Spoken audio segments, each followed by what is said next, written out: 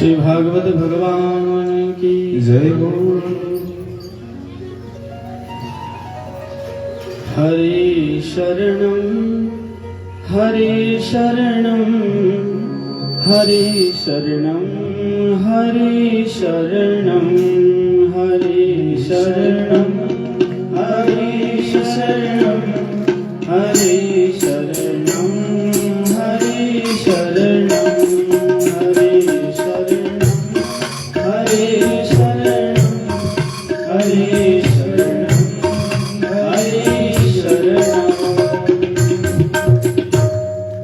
भगवान की जय हो। उत्तरा के गर्भ में प्रवेश करके भगवान ने गर्भ के बच्चे की रक्षा करी। कहते हैं जिस तरह भगवान का भक्त भगवान से नहीं छुप सकता, उसी तरह भगवान भी अपने भक्तों से छुप नहीं सकते। उत्तरा के गर्भ में प्रवेश करके बच्चे की रक्षा करी।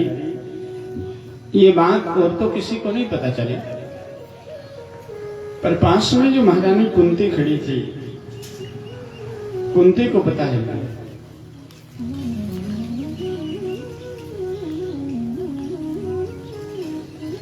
गर्भ के बच्चे की रक्षा हुई तो महारानी कुंती ने हाथ जोड़कर भगवान से कहा, प्रभु नमस्ते पुरुषम त्वाद्य ईश्वरम प्रकृते परम अलक्षम सर्वभूतानाम अंतर्बहिर अवस्थितम। आप साक्षात भगवान हो। ठाकुर जी बोले, बुआ जी मैं तो आपके भाई का छोटा बेटा हूं, और आज तो मुझे भगवान कह रही है। कुंती महारानी ने भगवान से कहा, प्रभु आपने आंखों पर बड़ा पर्दा डाले रखा लंबे समय से, आज मैं जान गई, आपको पहचान गई, आप साक्षात ईश्वर हो। और कहा ईश्वरम प्रकृते परम, इस प्रकृति से परे ईश्वर हो। अलक्षम सर्वभूतानाम अंतर्बहिर अवस्थितम, सभी प्राणियों के अंतर हृदय में जो अलक्षित रूप से विराजमान है, आप ऐसे ईश्वर हो। और कहा महाराज तथा परम हंसानाम मुनिनाम अमलात्मनाम, आप उन मुनियों के, महात्माओं के, अमलात्माओं के, परम हंसों के जानने योग्य वो ईश्वर हो जिसको वेदांती ब्रह्म कहते हैं, योगी परमात्मा कहते हैं, और भक्त भगवान कहते हैं। तो कहा कि बड़े बड़े ज्ञानी मुनि संत महात्मा, बड़े बड़े विद्वान भक्ति योग विधानार्थम कथम पश्चिम ही स्त्रिया, आपको भक्ति योग से, ज्ञान योग से, अष्टांग योग से, सांख्य योग से आपको पाने की चेष्टा करते हैं, फिर भी आपको पाना बहुत मुश्किल है। तो मैं तो एक साधारण सी स्त्री हूं, मैं तो आपको जान ही कैसे सकती हूं। और महाराज महारानी कुंती ने भगवान की बड़ी पावन स्तुति गाई। ठाकुर जी ने कहा, भुआ जी आपने आज भगवान कहा है तो सारी दुनिया भगवान से कुछ न कुछ मांगती है, आप भी मांग लीजिए। और युधिष्ठिर जी सबसे बड़े, क्यों नहीं भैया जी शुरुआत करते हैं। युधिष्ठिर जी ने कहा, देखो कन्हैया मेरा तो जीवन का ऐसा अनुभव रहा है, मैंने कभी भी अपने जीवन में अधर्म का कार्य नहीं किया। मैं सदा धर्म के मार्ग पर ही चला। वेद प्रणहितो धर्मो, जैसे वेद ने जिस मार्ग को बताया मैंने उस मार्ग का अनुसरण किया। मुझे तो इतना ही चाहिए कि मेरा ये संकल्प टूट ना जाए। भीम से पूछा तो भीम ने कहा, महाराज मैं तो आपका भजन तो कम ही कर पाता हूं, क्योंकि भीमसेन को खाने का बड़ा शौक था। तो प्रभु जैसे टूटे फूटे भजन हो रहे हैं, उसी से भगवत तत्व की प्राप्ति हो जाए। अर्जुन ने कहा, मेरा तो आपके साथ गुरु और शिष्य का संबंध है, ये संबंध बना रहे। नकुल सहदेव ने भी कहा, कुंती जैसी माँ, द्रौपदी जैसी भार्या, युधिष्ठिर भीम अर्जुन जैसे बड़े भाई मिले, जीवन में और कुछ पाने की इच्छा नहीं है। अर्जुन की बहन जो, अर्जुन की पत्नी जो सुभद्रा है, ठाकुर जी ने सुभद्रा के सिर पर हाथ रखा और कहा, छोटी बहन है, और बड़ी संकालु स्वभाव की, आज तक जीवन में कुछ मांगा नहीं। तेरी कोई इच्छा हो तो आज मांग ले, तो मांगने में विलंब करेगी, मैं देने में देरी नहीं करूंगा। कुंती महारानी ने मन में विचार किया, आखिर भगवान की बहन है, कोई सांसारिक वस्तुओं को महत्व ना दे। सुभद्रा ने हाथ जोड़कर के भगवान से वरदान मांगा, कृष्ण त्वदीय पद पंकज पंजरान्ते अद्यै ममे विशतु मानस राजहंस प्राण प्रयाण समय कफवात वित्ते कंठावरोधन विधु स्मरण कुतस्ते। महाराज, ये मन रूपी राजहंस आज ही आपके चरणों में लग जाए, ये वरदान दे। भगवान सुभद्रा से बोले, मेरी भक्ति मांग रही है, और इस युवावस्था मेरी भक्ति करने लोग कब चलते हैं? जब बाल सफेद हो जाए, आंखों से दिखाई ना दे, जर्जर बुढ़ापा आ जाए, तब लोग मेरी भक्ति करने चलते हैं। सुभद्रा ने कहा, महाराज बचपन से अभ्यास नहीं रहेगा तो अंतिम समय में भक्ति होगी नहीं, इसलिए मुझे तो भक्ति का ही वरदान दे। भगवान ने कुंती महारानी से कहा, माँ बुआ जी अब आपका नंबर है, कुछ आप ही मांग लो। कुंती ने हाथ जोड़कर के भगवान से जो मांगा वो कोई कल्पना नहीं कर सकता। महारानी कुंती ने हाथ जोड़े भगवान से कहा, विपदा संतु न सस्व तत्र तत्र जगत गुरु भवतो दर्शनम यस्यात् पुनर्भव दर्शनम। प्रभु ये बताओ, जो मैं मांगूंगी वो आप दे दोगे? भगवान बोले, हाँ, आपने जब भगवान ही कह दिया तो मैं दूंगा। महारानी कुंती ने अपनी साड़ी का पल्लू फैलाया और भगवान से कहा, दुख ही दो। इतने दुख तो जीवन में कि एक दुख दूर नहीं हो, दूसरा दुख आ जाए, दूसरा दूर नहीं हो, तीसरा दुख आ जाए। दुखों का आसमान टूट पड़े जीवन में, दुखों का पहाड़ टूट जाए जीवन में। भगवान महारानी कुंती से बोले, बुआ ये दुख भोगते भोगते अभी तक तेरा पेट नहीं भरा। जन्म हुआ महाराजा सूरसेन के घर, कुंती भोज नाम के राजा आए और कुंती को गोद ले गए, नाम रख दिया। बचपन का नाम प्रथा था, राजा का नाम कुंती भोज था, उसने नाम कुंती रख दिया। बचपन ठीक ठाक नहीं बीता। महारानी कुंती का चरित्र भारतीय माताओं के लिए बड़ा शिक्षा लेने वाला चरित्र है, बड़ा आदर्श चरित्र है महारानी कुंती का चरित्र। और युवावस्था आई, विवाह हुआ तो महाराजा पांडु के साथ, जिसको भी ये श्राप लगा था, सहवास की कामना से जिस दिन अपनी पत्नी के पास रहोगे उसी दिन तुम्हारी मृत्यु हो जाएगी। विवाह होकर के हस्तिनापुर आई तो महाराजा पांडु छोड़कर के वन में चले गए। भीष्म जी ने दूसरा विवाह पांडु का माद्री के साथ कर दिया। राजा दोनों पत्नियों को साथ लेकर जंगल चला गया। किंचित आकर्षण एक दिन माद्री की तरफ हुआ था पांडु का, उसी दिन पांडु की भरी जवानी अवस्था में मृत्यु हो गई। 5 पुत्र थे, युधिष्ठिर, भीम और अर्जुन 3 पुत्र कुंती के, नकुल और सहदेव 2 पुत्र माद्री के। माद्री ने अपने दोनों पुत्रों की सेवा सुरक्षा व्यवस्था का भार कुंती पर छोड़ दिया, स्वयं पांडु के साथ सती हो गई। विधवा मां जंगल में निवास करती है और 5 पुत्रों की रक्षा सुरक्षा भोजन व्यवस्था का सारा भार कुंती पर है। और ऐसी स्थिति में भी 100 कौरव हर समय ये प्रयास करते हैं कि पांडवों को कैसे मारा जाए। भीम को जहर दे दिया गया, लाक्षागृह का निर्माण किया गया। दुर्योधन ने, शकुनी ने मिलकर के कितने दांव खेले थे पांडवों के विरुद्ध। महाराज कुंती ने आज फिर पल्लू फैला करके भगवान से दुखी मांग लिया।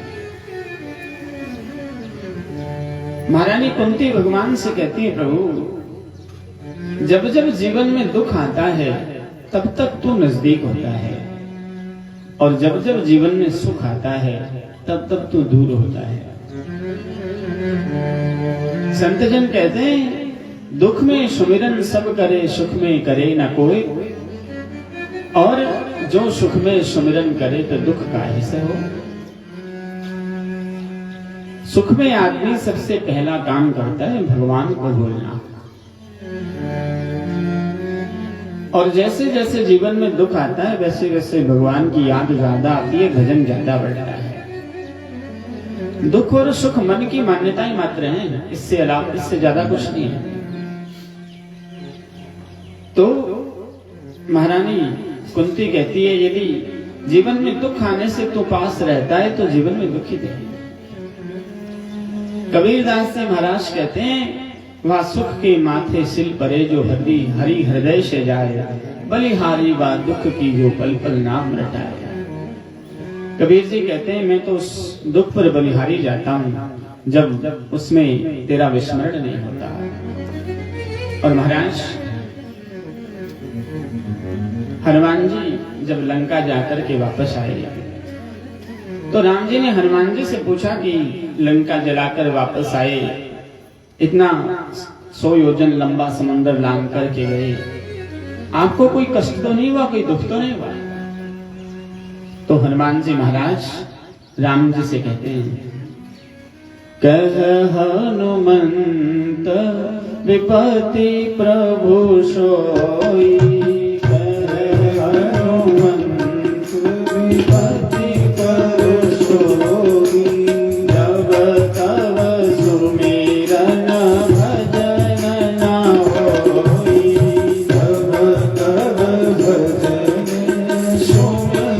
जब तब भजन सुमिरन होई, कह हनुमंत विपत्ति प्रभु सोई, कह हनुमंत विपत्ति प्रभु सोई, जब तब सुमिरन भजन न होई, जब तब सुमिरन भजन न होई, कह हनुमंत विपत्ति प्रभु सोई, जब तब सुमिरन भजन न होई। राम जी ने हनुमान जी से पूछा तो हनुमान जी ने जवाब दिया प्रभु जीवन की सबसे बड़ी विपत्ति तो ये है कि जीव आपको भूल जाएगा, और मैं तो भूलता हूं ना, क्योंकि हनुमान जी तो 24 घंटे रोम रोम में राम बसा है। विभीषण ने जब माला तोड़ी थी भरे दरबार में, विभीषण ने कहा था इस माला में राम खोज रहे हो, कभी अंदर खो जाए। हनुमान जी ने कहा यदि अंदर राम नहीं है तो इस शरीर किस काम का। 52 जय राम का सीना फाड़ करके सीताराम के दर्शन करा दिए। हनुमान जी कहते हैं जीवन का सबसे बड़ा दुख है जीव आपको विस्मृत कर दे, आपको भूल जाए। वही बात महारानी कुंती कह रही है विपदा संतु न शश्वत तत्र तत्र जगत गुरु। जीवन में जितनी विपत्तियां आई तो साथ खड़ा था। आज मैं राजमाता कहलाने के अधिकार नहीं, क्या नहीं आप छोड़कर जा रहे हो, मुझे आपसे दूर होकर के यदि राजमाता बन जाऊं, मुझे ऐसी राजमाता नहीं बनना, ऐसे राज्य का सुख नहीं चाहिए। भगवान बोले भुआ जी तुम्हें दुख कहां से, क्योंकि परमात्मा तो आनंद का सिंधु है। मानस में तुलसीदास ने कहा है जो आनंद सिंधु सुख राशि सीकरते त्रैलोक सुपासी। भगवान आनंद के सिंधु, और उस आनंद के सिंधु परमात्मा की एक बूंद भी किसी को प्राप्त होती है तो पूरा विश्व प्रपंच आराम विराम और विश्राम का अनुभव करता है। वो आनंद का सागर परमात्मा किसी को दुख दे नहीं सकता। संत जन और शास्त्र कहते हैं राम किसी को न मारता ना हत्यारो राम, अपने आप मर जाते हैं कर कर खोटे काम। भगवान तो किसी को सुख नहीं देता, किसी को दुख नहीं देता। गीता में भगवान अर्जुन से कहते हैं, सारी गीता सुनाई भगवान ने अर्जुन को, और गीता सुना के अंत में अर्जुन से कह दिया यथा इच्छसी तथा कुरु। मैंने गीता सुनाई, तेरे समझ में आई कि नहीं आई मुझे नहीं पता, लेकिन मैंने अपनी ओर से प्रयास किया। अब कर्म करने के लिए तू स्वतंत्र है, जैसी तेरी इच्छा है वैसा कर सकता है।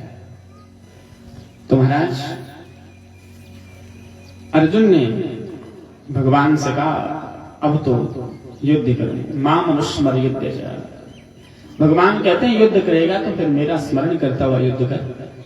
अब बताओ कोई स्मरण करता हो युद्ध कर सकता है क्या? युद्ध की परिस्थितियों में भगवान याद रह जाए।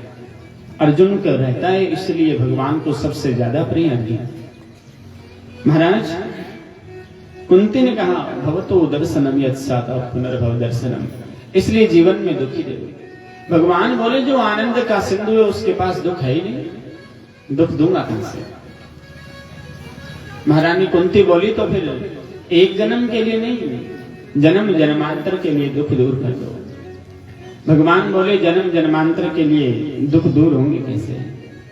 तो महारानी कुंती हाथ जोड़कर भगवान से कहती है बांके बिहारी जी दूर करो दुख मेरा, वो बांके बिहारी जी दूर करो दुख मेरा।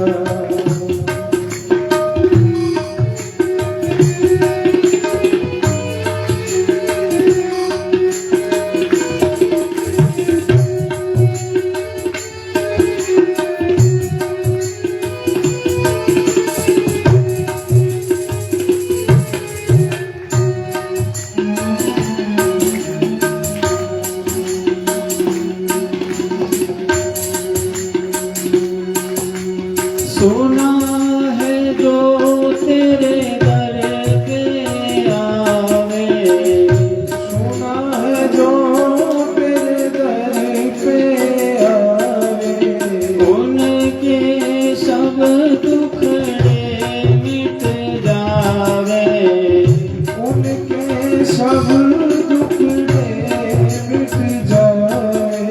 शरण बिहारी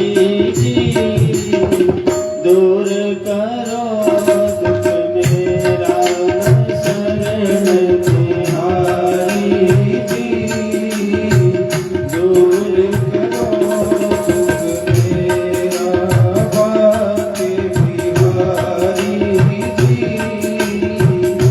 दूर करो दुख मेरा।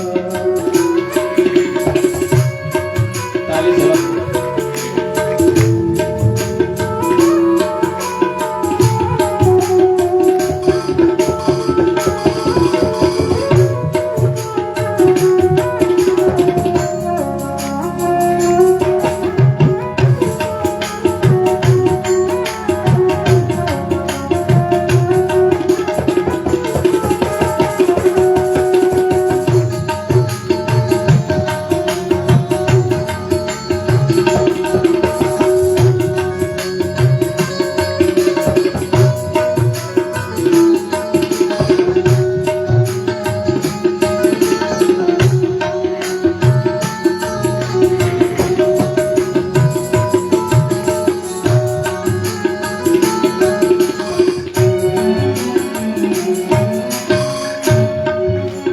जन्म जन्म की मैं हूँ भटकी, ओ जन्म जन्म की मैं हूँ भटकी, मैया आज भंवर में अटकी, ओ मैया आज भंवर में अटकी। हार करो मैं वारी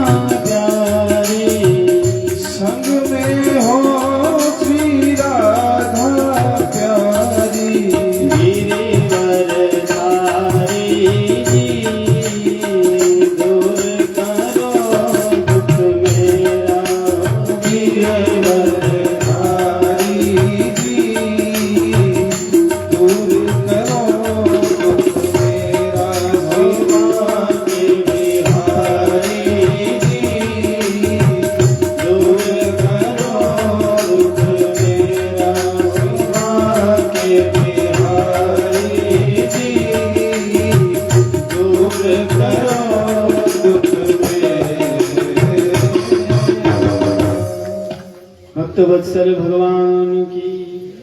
महारानी कुंती बोली, जब दुख दूर करना ही है तो एक जन्म के नहीं, जन्म जन्मांतर के दुखों को काट ही दो। भगवान बोले, कैसे कटेंगे? तो महारानी कुंती कहती है, जब मृत्यु का समय नजदीक आ जाए, जब अंतिम समय आ जाए तो तू आकर दर्शन देना। भगवान बोले, दर्शन तो दूंगा, पर तुम्हें कौन सी झांकी अच्छी लगती है जिसमें मैं दर्शन देने आऊं? तो महारानी कुंती कहती है, मोर मुकुट पीतांबर धारी, संग में हो श्री राधा प्यारी, कर मुरली अधरन सजी न्यारी, गिरिवर धारी जी दूर करो दुख। मोर का मुकुट लगा हो, पीतांबर पहना हो, हाथ में मुरली हो, अलग से श्री राधा जी साथ में हो और गिरिराज को उठा करके सन्मुख खड़े हो, ऐसी झांकी में दर्शन देना तो मेरे जन्म जन्मांतर के दुख दूर हो जाएंगे। भगवान ने कहा, ऐसे में दर्शन देना है। महारानी कुंती के दुख की निवृत्ति हुई। पांडवों ने भगवान से कहा, प्रभु आप जाने को कहते हो तो प्राण लगता है, प्राण आपके साथ ही जा रहे हैं, थोड़े दिन के लिए और रुके। आज भगवान हस्तिनापुर में रुके थे। रात्रि के समय देखा किसी व्यक्ति के रोने की आवाज आ रही थी। बाहर आए तो युधिष्ठिर जी के कमरे से आवाज सुनाई दी। भगवान ने युधिष्ठिर जी से जाकर पूछा, भैया जी इतनी रात में क्यों रो रहे हो? युधिष्ठिर ने भगवान से कहा, कन्हैया मैं बहुत बड़ा पापी हूं, छोटा सा एक राज्य पाने की मेरी इच्छा ने 18 अक्षौणी सेना का विनाश कर दिया। जो भूमि कल तक उर्वरा दिखाई दे रही थी, चारों तरफ हरियाली छाई थी, वो भूमि आज वीरों के खून से लाल हो गई। नदियों में पानी तक में खून ही बह रहा है। कितनी लाखों स्त्रियां विधवा हो गई, लाखों बच्चे अनाथ हो गए। मेरा छोटे सा राज्य पाने की लालसा ने, इच्छा ने इतना बड़ा सर्वनाश कर दिया। मैं बहुत बड़ा पापी हूं। ठाकुर जी ने मन में विचार किया, जब युद्ध प्रारंभ हुआ था तो छोटा वाला बिखर गया। जैसे तैसे अर्जुन को समेट करके युद्ध में लगाया। अब ये संपन्न हुआ तो भैया जी बिखर गए। और बताने वाले के प्रति श्रद्धा ना हो तो बात समझ में ना आए। युधिष्ठिर जी तो भगवान को भगवान मानते नहीं, अर्जुन तो फिर भी मानते हैं। युधिष्ठिर जी तो सिवाय कन्हैया के भगवान को कुछ नहीं मानते। इधर महाभारत के समरांगण की भूमि में पितामह भीष्म 56 दिन से बाणों की सैया पर पड़े हैं। ठाकुर जी ने मन में विचार किया, जो बात मुझे कहनी है युधिष्ठिर जी को, वही बात मैं पितामह भीष्म से कहलवा दूं। ड्रेस बदलनी है, बोलना तो मुझे ही है। तो इनकी बात थोड़ी जल्दी समझ में आ गई। युधिष्ठिर जी को, पांचों पांडवों को, द्रौपदी कुंती को साथ लेकर के अगले दिन सूर्योदय के साथ भीष्म जी के यहाँ गए। महाराज 100 बाण लगे हुए थे शरीर में, अंतिम बूंद रक्त में निकल चुका था। 3.5 करोड़ में रोम रोम में 1,000 बिच्छू एक साथ डंक मारे। अपने पीड़ा थी भीष्म जी को, सारा शरीर नीला पड़ चुका था। ऐसी परिस्थिति में भी इतना बड़ा महापुरुष है, निरंतर भजन चल रहा है, निरंतर शाश्वत भजन लगातार चल। महाराज भगवान ने आकर के प्रणाम किया। पांचों पांडवों ने, द्रौपदी ने, कुंती ने। ठाकुर जी ने कहा, दादा आपका राजनीति का लंबा अनुभव है, युधिष्ठिर जी राजा बने हैं, आप थोड़ा इनको उपदेश दे दो। भीष्म जी ने मन में विचार किया, अपने से बड़ों को कोई सम्मान देना भगवान से सीख सकता है। अरे जिस व्यक्ति ने कोई व्यास मंच लगा हो, साउंड लगा हो, सामने आप जैसे श्रोता शांति से सुन रहे हो, 4 घंटे क्या कोई 40 घंटा भी सुना दे तो क्या बड़ी बात है। आप कल्पना करके देखो, एक तरफ 11 अक्षौणी सेना, दूसरी तरफ 7 अक्षौणी सेना, उसमें बड़े बड़े पितामह भीष्म, आचार्य, द्रोण, कर्ण, कृपाचार्य, अर्जुन जैसे बड़े बड़े अतिरथी महारथी वीर, सबके पास बड़े बड़े अस्त्र, दिव्यास्त्र, पशुपत्यास्त्र, ब्रह्मास्त्र, देवास्त्र, नारायणास्त्र, अगन्यास्त्र सजे खड़े, मरने मारने को एक दूसरे पर उतारू हो रहे हैं। और ऐसी विषम परिस्थिति में जिसने अर्जुन को गीता का ज्ञान दिया, ये सिवाय भगवान के मुझे लगता है किसी और के बस की बात नहीं हो सकती। भीष्म जी ने सोचा मैं क्या बोल पाऊंगा, पर तेरी ऐसी इच्छा है तो मैं 2 शब्द जरूर कहूंगा। महाराज पांडवों को उपदेश देते हुए भीष्म जी कहते हैं, बेटा प्रत्येक मनुष्य का एक धर्म है, और वो धर्म है दान धर्मान, राज धर्मान, मोक्ष धर्मान, विभागशः, स्त्री धर्मान, भगवत धर्मान, समास व्यास योगतः। व्यक्ति को अपने जीवन में अपनी कमाई का कुछ हिस्सा दान करना चाहिए। प्रगट 4 पद धर्म के कलिमऊ एक प्रधान, जेन केन विधि कीने दान करें कल्याण। कलयुग में 4 पैर थे धर्म के, सतयुग में 4 पैर थे, कलयुग में एक ही पैर सुरक्षित रह गया और उसका नाम है दान। राजा का धर्म है कि वो अपने प्राणों की बाजी लगा करके भी प्रजा की रक्षा करे। मोक्ष धर्मान विभागशः, स्त्री धर्म की व्याख्या करी, मोक्ष धर्म की व्याख्या करी। भगवत धर्मान समास व्यास योगतः, भागवत धर्म की व्याख्या करी। कुछ को विस्तार पूर्वक बताया और कुछ समास पूर्वक बताया। और महाराज पितामह भीष्म ने पांडवों को उपदेश देकर के कहा, अब मैं 2 बात भगवान से करना चाहता हूं। हाथ जोड़कर के पितामह भीष्म ठाकुर जी से बोले, प्रभु मेरी एक पुत्री है जिसका विवाह मैं आपसे करना चाहता हूं। भगवान बोले, आप तो नैष्ठिक ब्रह्मचारी, आपकी कौन सी पुत्री है? भीष्म जी बोले, मेरी पुत्री है मेरी बुद्धि। इतिमति रूप कल्पिता वितृष्णा, भगवती सात्वत पुंगवे विभूमिनी। मैं अपनी बुद्धि रूपी पुत्री का विवाह परमात्मा स्वरूप आपसे करना चाहता हूं, जिससे मेरा दाम्पत्य सफल हो जाए। और महाराज पितामह भीष्म कहते हैं, प्रथम दिवस का जब युद्ध प्रारंभ हुआ था, मैंने सुना था आप कोई अस्त्र शस्त्र ग्रहण नहीं करेंगे। तो भीष्म जी ने कहा, मैंने भी प्रतिज्ञा करी थी, चक्र धर कर चक्र धर ही, तुमको मुख न दिखाऊं, लाजत है मेरी गंगा जननी, शांतनु सुत न कहूं। मैंने भी प्रतिज्ञा करी थी। महाराज पितामह भीष्म कहते हैं, इतने बड़े योद्धा थे। महाभारत में प्रमाण लिखा है, 10,000 योद्धाओं का रोज वध करते थे पितामह भीष्म। आज 9 दिन हो गए, 50 से ज्यादा कौरव मारे गए थे दुर्योधन के भाई। 10वें दिन का युद्ध प्रारंभ होने वाला था। आज दुर्योधन शकुनी को साथ लेकर के भीष्म जी से मिलने आया। आकर के बोला, नमक हमारा खाते हो, भला पांडवों का चाहते हो। भीष्म जी दुर्योधन से बोले, दुर्योधन मैं एक योद्धा हूं, और योद्धा का काम युद्ध लड़ना होता है, किसी को मारना नहीं होता। मैं यमराज नहीं हूं, पांडवों की मृत्यु हथेली पर लेकर नहीं घूमता मैं। और तुझे कहीं इस बात का डर है कि मैं ना मर जाऊं, 50 मर गए तो तेरा क्या ठिकाना। ऐसा करना, कल अपनी पत्नी भानुमति को भेज देना, मैं अखंड सौभाग्यवती का वरदान दूंगा, तेरा कोई कुछ नहीं बिगाड़ पाएगा। और रही बात पांडवों की, कल के युद्ध में मैं एक पांडव को जरूर मारूंगा। भीष्म जी ने ऐसी प्रतिज्ञा करी। भीष्म प्रतिज्ञा है, कोई साधारण मनुष्य की प्रतिज्ञा तो है नहीं। भीषण प्रतिज्ञा करने के कारण ही जिस व्यक्ति का नाम देवव्रत से भीष्म हो गया। प्रभु जाने ही सब विनय जनाए, भगवान जान गए दादा ने प्रतिज्ञा करी है, कल के युद्ध में कोई गड़बड़ होगी।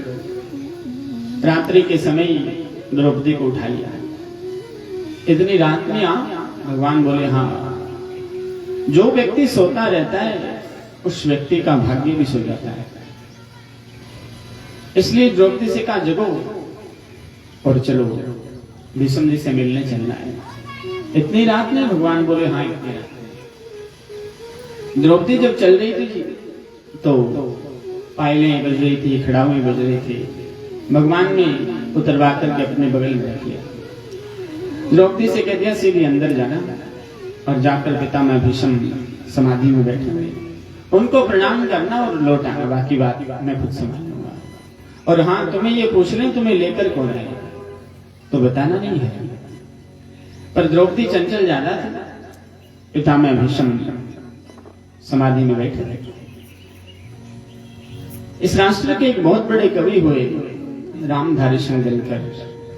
उन्होंने रश्मि रथी में लिखा, अर्धरात्रि की वेला में भीष्म की लगी समाधि थी, भीष्म की लगी समाधि थी। मन हरि चरणों में लीन हुआ ना मन में कोई व्याधि थी। मन हरि चरणों में लीन हुआ ना मन में कोई व्याधि थी। खुद तो बाहर खड़े रहे, भीतर भेजा पांचाली को, भीतर भेजा पांचाली को। पतिवर बाबा के चरणों में जाकर अपना मस्तक धर दो, पतिवर बाबा के चरणों में जाकर अपना मस्तक धर दो। कृष्णा में जाकर सिर रखा चरणों में, भीष्म पितामह के चरणों में, भीष्म पितामह के चरणों में कौन झुका आया, बाबा भीष्म एकदम चौंके। चरणों में कौन झुका आया, बाबा भीष्म एकदम चौंके। अर्धरात्रि की वेला में बताओ कितने बड़े भजनानंदी थे भीष्म जी। अर्धरात्रि का समय था, दिन भर युद्ध लड़ना वृद्धावस्था थी। भीष्म जी ये सोचते थे दिन भर तो युद्ध में बीत गया, रात्रि में बैठ कर के जो भजन नहीं हुआ उनकी संख्या रात में पूरी कर लूंगी। इस शरीर रूपी यंत्र को चलाने के लिए जितना भोजन आवश्यक है उससे कहीं बहुत ज्यादा मन की शुद्धि के लिए भजन आवश्यक है। महाराज भीष्म जी दिन भर युद्ध लड़ते हैं, वृद्धावस्था है, धनुष की पतंचा खींचते खींचते हाथों की चुटकियों का मांस उखड़ गया है। रात भर बैठ कर के भजन करते हैं, सेवादार आकर के घाव में मरहम पट्टी करते हैं। इतनी गहरी समाधि में है कि उनको घाव याद तक नहीं है।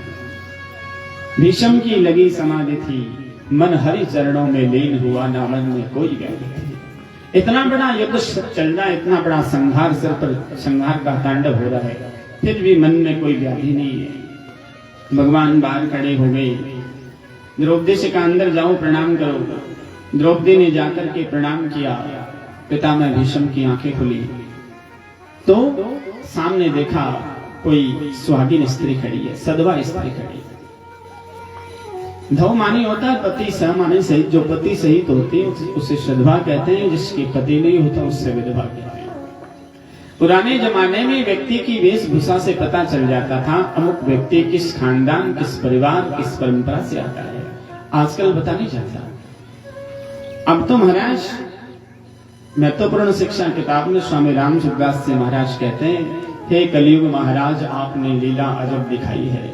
विधवा लग गई पान चापने, दे सुरमा मुस्काई है, कंधे ऊपर साड़ी धरकर हीरोइन कहलाई है। हे कलयुग महाराज आपने लीला अजब दिखाई है। अब तो कलयुग का तांडव है, ना किसी को पहनने का सऊर, ना किसी को खाने का, ना किसी को उड़ने का, ना किसी को उठने का, ना बैठने का। बड़ी दुर्दशा है समाज की। पिता में भीष्म जी की आंखें खुली, देखा कोई सुहागिन स्त्री है। और भीष्म जी ने मन में विचार किया, लगता है आज रात्रि पूरी बीत गई भजन करते करते, हो सकता है दुर्योधन की पत्नी भानुमति आ गई। और पिता में भीष्म आशीर्वाद देते हैं, आशीर्वाद मुख से निकला, सौभाग्यवती भव हो बेटी, सौभाग्यवती भव हो बेटी। तेरे हाथों से मेहंदी का रंग कभी छूटे बेटी, तेरे हाथों से मेहंदी का रंग कभी छूटे बेटी। आशीर्वाद में देता हूँ सिंदूर से मांग न खाली हो, सिंदूर से मांग न खाली हो। वर देता हूँ मैं ये बेटी, तो वीर कुमारों वाली हो। वर देता हूँ मैं ये बेटी, तो वीर कुमारों वाली हो। कृष्णा ने सुनकर तुरंत कहा, बाबा ये क्या बतलाते हो, बाबा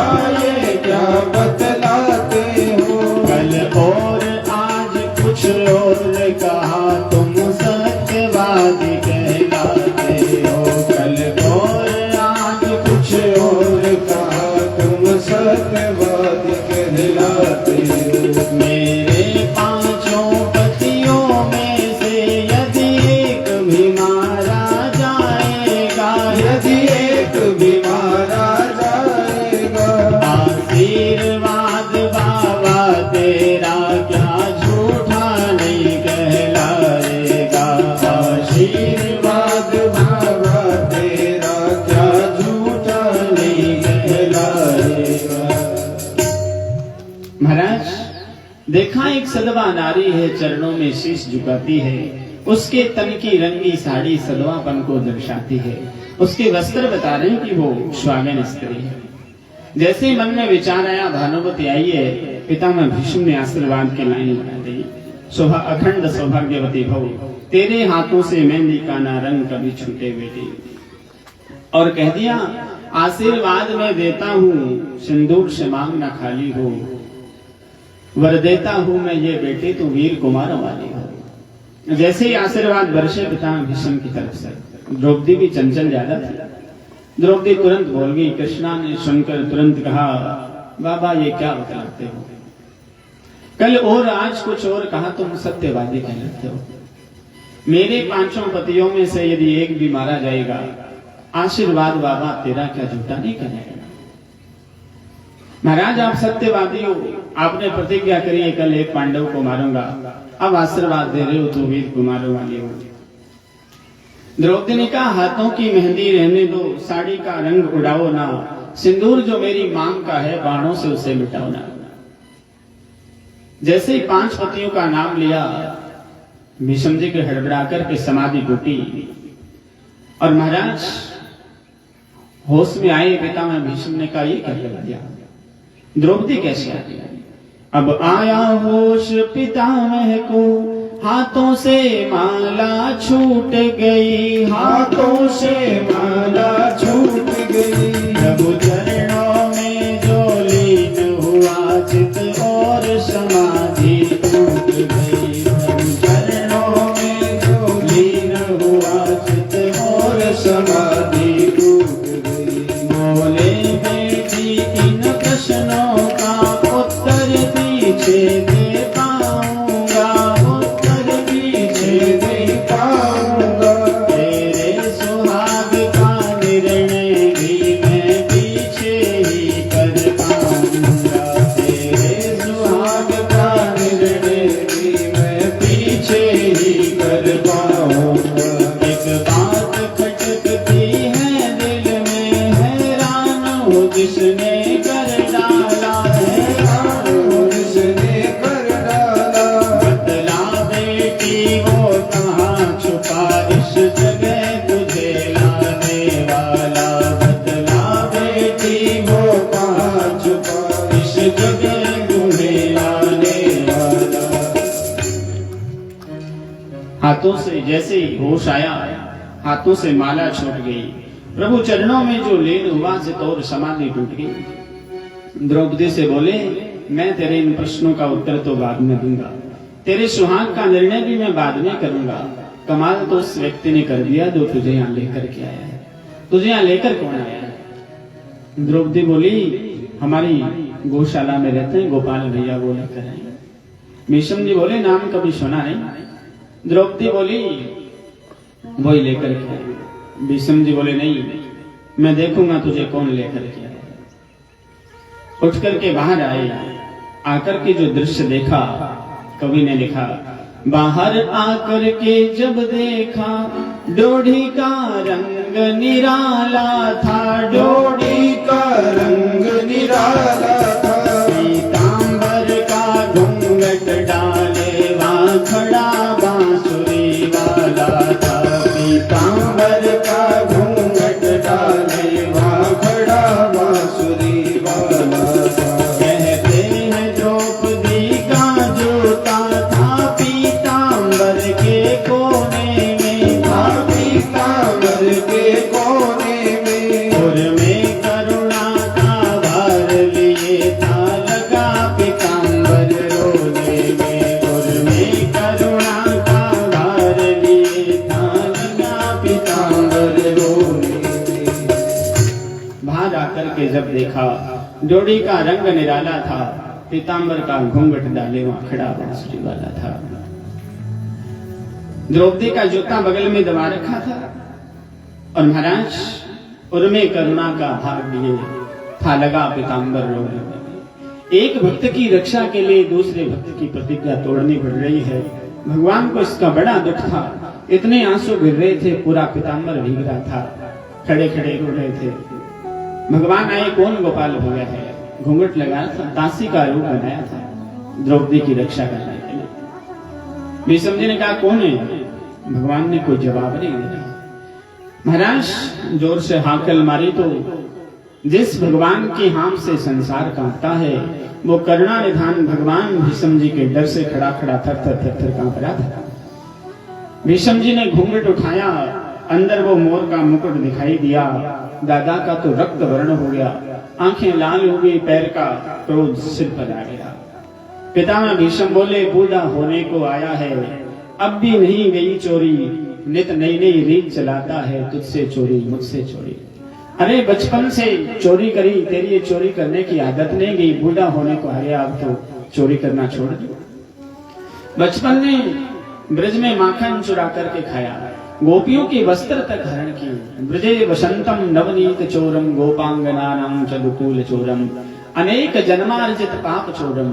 भगवान कहते हैं जीव मेरे जब सन्मुख आता है मैं उसके करोड़ों जन्मों के पापों का हरण कर लेता हूँ।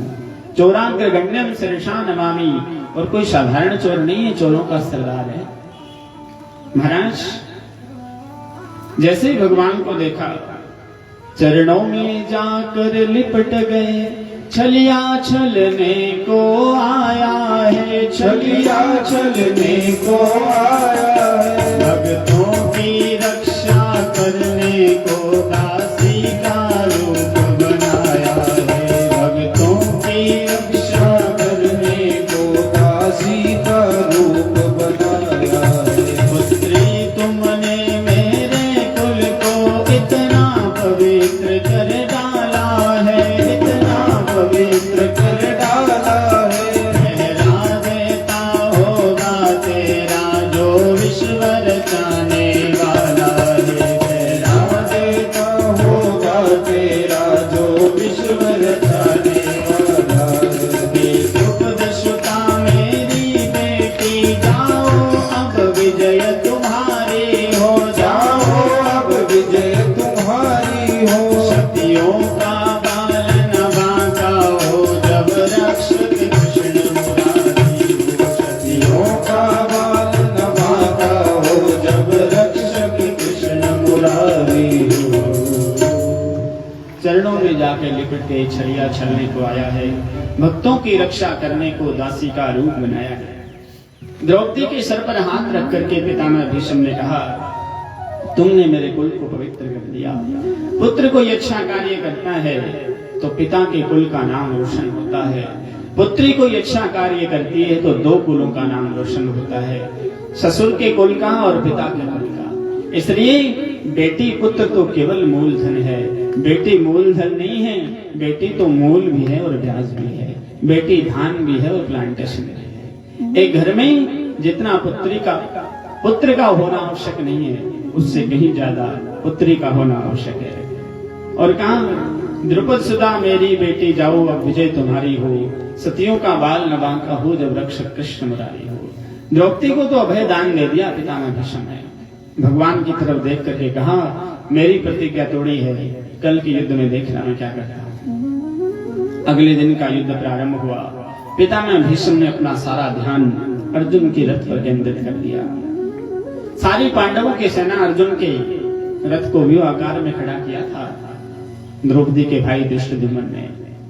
पितामह भीष्म ने आज ऐसी अपना पराक्रम दिखाया युद्ध के मैदान में। रामधारी सिंह दिनकर कहते हैं व्यूह पर व्यूह बटे जाते संग्राम उजड़ता जाता है, ऐसे तो नहीं कमल वन में भी कुंजर धूम मचाता है।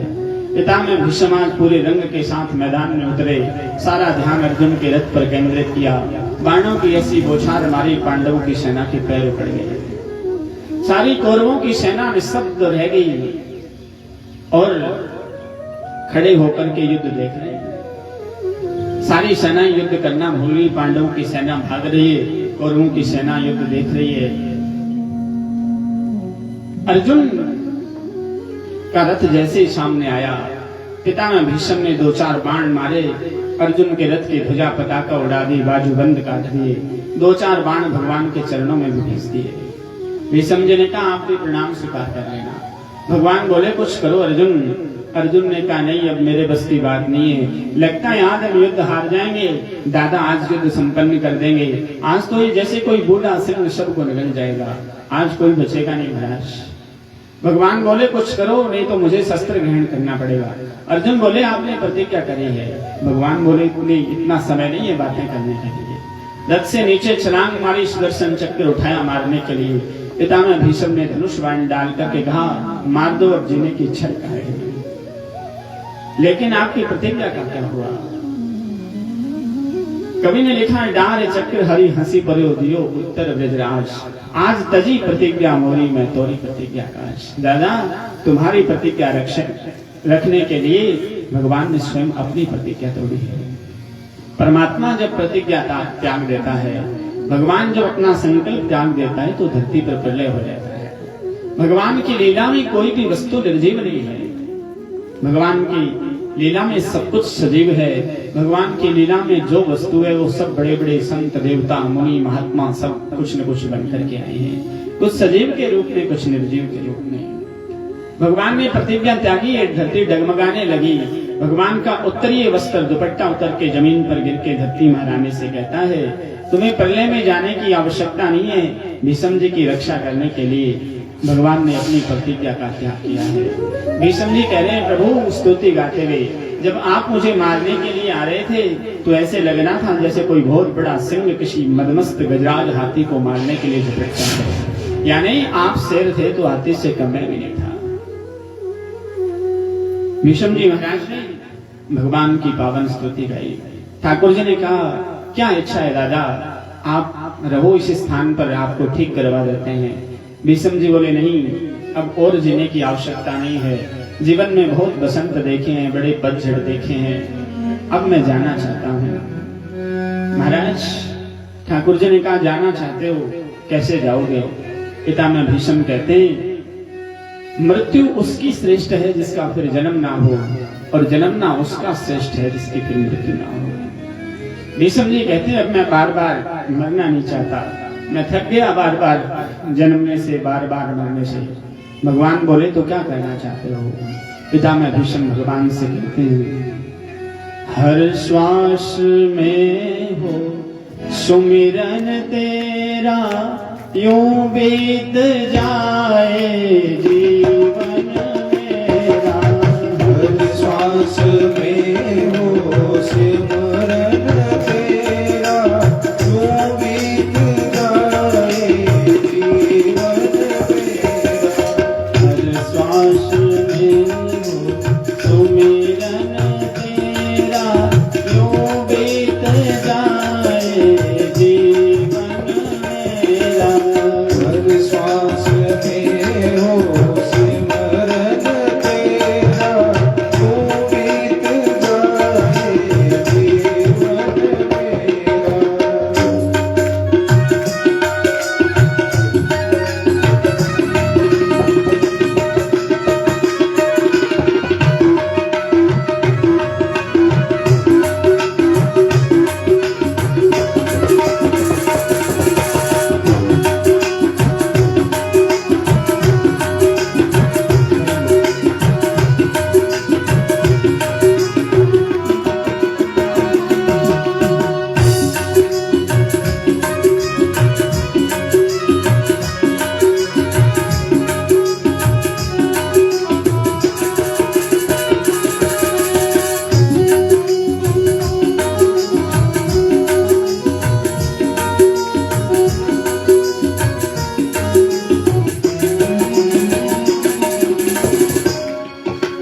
नैनों की खिड़की से तुमको पल पल में निहारो, नैनों की खिड़की से तुमको पल पल में निहारूं। मन में बिठा लो तेरी आरती उतारो।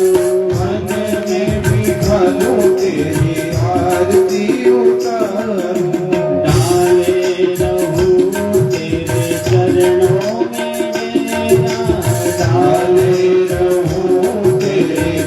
चरणों में डेरा बीत जाए जीवन मेरा, यूं बीत जाए जीवन मेरा, हर सांस में हो सिमरन तेरा, यूं बीत जाए जीवन मेरा।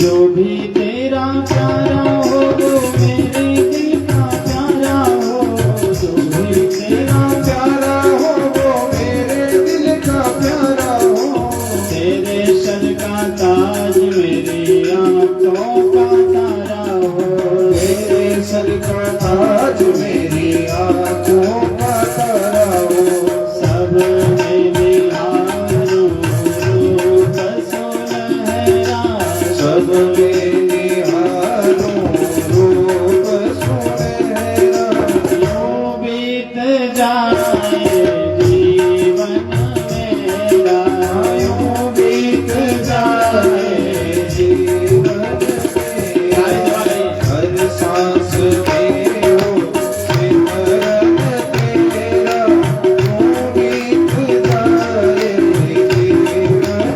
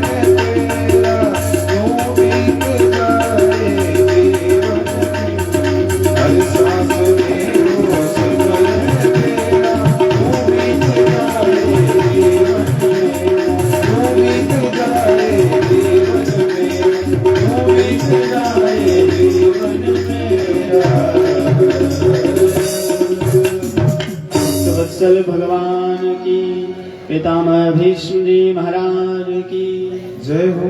भगवान ने कहा क्या करना चाहते हो? पितामह भीष्म ने कहा ये जो तेरी बांकी छवि है इसको आंखों के रास्ते से अंदर उतार करके पितामह भीष्म ने अपने पांच भौतिक देह का परित्याग कर दिया और सीधे वैकुंठ लोक चले गए। भगवान के पार्षद थे। रोते हुए पांडवों ने भीष्म जी का अंतिम संस्कार किया। भगवान पांडवों को साथ लेकर लौट करके हस्तिनापुर आए। आज भगवान पांडवों से आज्ञा लेकर के द्वारिका गए थे। यहाँ भगवान द्वारिका पहुंचे।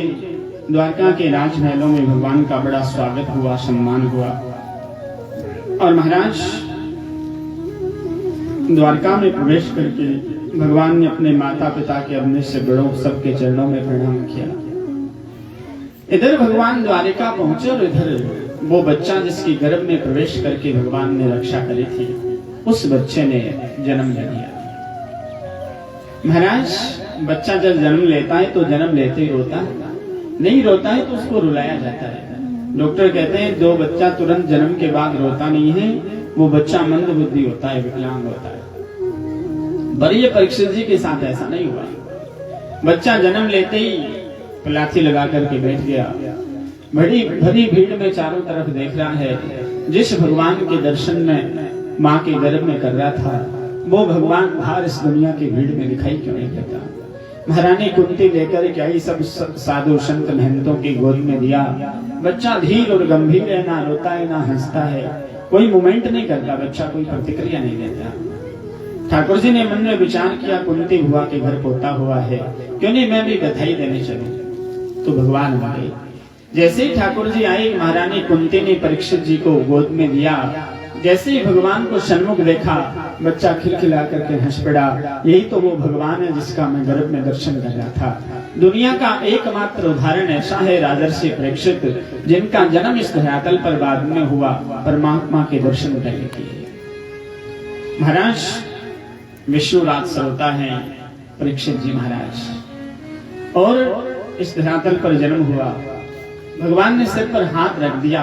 परितः इच्छति इति परीक्षित। चारों तरफ भरी भीड़ में देखने के कारण बच्चे का नाम ही परीक्षित हो गया। भगवान द्वारिका गए। इस बार अर्जुन भी साथ गए थे। देवताओं ने आकर के भगवान से प्रार्थना कर दी, प्रभु आपके जाने का समय आ गया। महाराज भगवान ने देवताओं से कह दिया मैं अपने पृथ्वी पर सबसे बड़ा भार तो ये यदुवंशी है, ये भार हल्का हो जाएगा, मैं स्वधाम गमन कर जाऊंगा। भगवान की ऐसी लीला थी। थोड़े दिन बाद द्वारिका में झगड़ा शुरू हुआ। सब यदुवंशी लड़कर के मरने लगे। चतु पंचावशेषतः 4-5 लोग शेष बचे थे। उद्धव जी महाराज को विदुर जी से मिलने के लिए बद्रिक आश्रम भेज दिया। इधर अर्जुन साथ थे। अर्जुन को लेकर के भगवान जंगल में गए थे। कोई बहेलिया था, उसने दूर से भगवान अपना दाहिना पैर बाईं जंघा पर रख करके बैठे थे। उस बहेलिये ने दूर से हिरण की आंख समझकर तलवे में बाण मारा। अर्जुन पानी लेकर के वापस आए। कहा किसने की ऐसी धृष्टता, मैं उसे दंड दूंगा। भगवान बोले नहीं अर्जुन, अब मेरे जाने का समय आ गया। तुम इन मेरी 16,108 पत्नियों को लेकर के वृंदावन चले जाओ, मैं स्वधाम गमन कर रहा हूँ। अर्जुन लेकर के वापस आ रहा था। रास्ते में भगवान भील बनकर के आए, अपनी सब पत्नियों का हरण कर दिया। अर्जुन को ये बताने के लिए कि तेरा गांडीव धनुष भी तभी तक काम का था जब तक तेरे साथ में था। समय समय की बात है, समय बड़ा बलवान, भीला लूटी गोपियां वही अर्जुन बलवान। इधर युधिष्ठिर जी को बड़े अपशकुन हो रहे थे। अर्जुन ने प्रवेश किया। चेहरा काला पड़ा हुआ था, चेहरे की कांति निस्तेज हो गई थी। महारानी कुंती पास में खड़ी थी। अर्जुन कुछ बोल नहीं रहा था। युधिष्ठिर जी ने अर्जुन से कहा अर्जुन हुआ क्या, चेहरा इतना निस्तेज क्यों है, इतनी उदासी क्यों है, द्वारिका में सब कुशल मंगल तो है। अर्जुन ने युधिष्ठिर जी से कहा भैया जिस भगवान के बिना हमने एक क्षण जीना नहीं सीखा वो भगवान इस दुनिया में धरातल को छोड़ करके अपने धाम गमन कर गए। इतना ही बोला था, पास में महारानी कुंती खड़ी थी। भगवान का वियोग कुंती एक क्षण के लिए सहन नहीं कर सकी, धड़ाम से जमीन पर गिरी और भी प्रणाम कर दिया। भारत के चक्रवर्ती सम्राट थे युधिष्ठिर जी महाराज। इतना बड़ा त्याग जीवन में। नन्हे से परीक्षित को 11 वर्ष की अवस्था थी। परीक्षित जी को राजगद्दी पर बिठा करके राज तिलक कर दिया। 11 वर्ष की अवस्था में राजा बना दिया। परीक्षित जी ने कहा मैं बहुत छोटा हूं, राजपाट कैसे संभालूंगा। युधिष्ठिर जी बोले मंत्री संतरी मेरे परिवार के सारे लोग तेरी सहायता करेंगे। आजकल के मंत्री होते तो मार ही देते बेचारे को, खुद ही राजा बन जाते। आज तो छोटे सी जमीन के टुकड़े के लिए, छोटी से छोटी संपत्ति के बंटवारे के लिए भाई भाई की गर्दन काट देता है। ऐसा जमाना नहीं था। पांडवों ने बलकर वस्त्र धारण किया, गंगा में स्नान करके हिमालय की यात्रा करी। सरस्वती नदी के बाईं ओर से एक रास्ता स्वर्ग को जाता है जिसको सतोपथ बोलते हैं। पांचों पांडव स्वर्ग जा रहे थे। रास्ते में द्रौपदी गिरी और द्रौपदी की मृत्यु हो गई। भीम ने युधिष्ठिर जी से पूछा भैया द्रौपदी क्यों गिर गई। युधिष्ठिर जी ने भीम से कहा भीम, जिस व्यक्ति ने अपने जीवन में एक भी आचरण वेद के विरुद्ध किया है ऐसा व्यक्ति शरीर के सहित स्वर्ग नहीं जा सकता। पति तो हम 5 थे द्रौपदी के, किंचित आकर्षण अर्जुन की तरफ जाता था जिसके कारण द्रौपदी की मृत्यु हुई। थोड़े और आगे बढ़े तो नकुल और सहदेव भी गिर गए। ये क्यों गिर गए। युधिष्ठिर जी बोले एक को सुंदरता का अभिमान था, दूसरे को विद्वता का अभिमान था। और आगे बढ़े तो अर्जुन भी लड़खड़ा गए, गिरे और मृत्यु हो गई। देव ने पूछा अर्जुन क्यों गिर गए। बोले अभिमान मनुष्यत्व का सबसे बड़ा दुर्गुण है। अरे एक बार किसी ब्राह्मण के बच्चे मरे थे द्वारिका में, उसके 9 बच्चे मर गए थे, 10वां बच्चा होने वाला था। तो वो ब्राह्मण देवता अपने बच्चे की रक्षा की भीख मांगने आए थे। वहां भगवान बलराम जी, प्रद्युम्न, अनिरुद्ध, अर्जुन सब बैठे थे। ब्राह्मण ने भीख मांगी। अर्जुन ने बड़े अभिमान में आकर के ब्राह्मण से कह दिया आपके बेटी की रक्षा मैं करूंगा। महाराज ब्राह्मण देवता ने कहा जिसकी रक्षा कृष्ण, बलराम, प्रद्युम्न, अनिरुद्ध नहीं कर सके आप कैसे करोगे। अर्जुन ने बड़े अभिमान में आकर के कहा ना हम संकर्षणो ब्रह्मन् कृष्णो कार्षणिरेवच अहं वा अर्जुनो नाम गांडीवं यस्य वै धनु। मैं कोई कृष्ण, बलराम, अनिरुद्ध और प्रद्युम्न थोड़ी हूँ। मेरा नाम अर्जुन है महाराज। मेरे इस गांडीव का, धनुष का नाम गांडीव है। मैं आपके बेटे की रक्षा करूंगा। इसी अभिमान के कारण अर्जुन ने एक दिन भगवान का भरी सभा में अपमान किया था। अर्जुन भी गिर पड़े और मृत्यु हो गई। आगे बढ़े, भीम के कदम लड़खड़ाए। भीम ने कहा मैं क्यों मर रहा हूँ। युधिष्ठिर जी बोले बहुत ज्यादा खाता था इसलिए मर रहा है। और शास्त्र कहते हैं आवश्यकता से अधिक अन्न खाना और किसी भी तरीके से अन्न का अपमान करने वाले व्यक्ति की जरूर दुर्गति होती है। भीम से का खाने पर ही ध्यान दिया जीवन भर। शास्त्र कहते हैं आवश्यकता से अधिक खाने वाला व्यक्ति चोर होता है और शस्तेन दंडमर्हति, वो दंड का अधिकारी होता है। ऐसा व्यक्ति सीधा नरक में जाता है। महाराज भीम भी गिरे, मृत्यु हो गई। युधिष्ठिर जी साक्षात धर्म के अवतार थे। सीधे गई, यमराज के दूत आए पकड़ करके नरक में लग गए। युधिष्ठिर ने कहा नरक में। बोले हाँ आपने जीवन में एक पाप किया है। युधिष्ठिर जी बोले नहीं तो।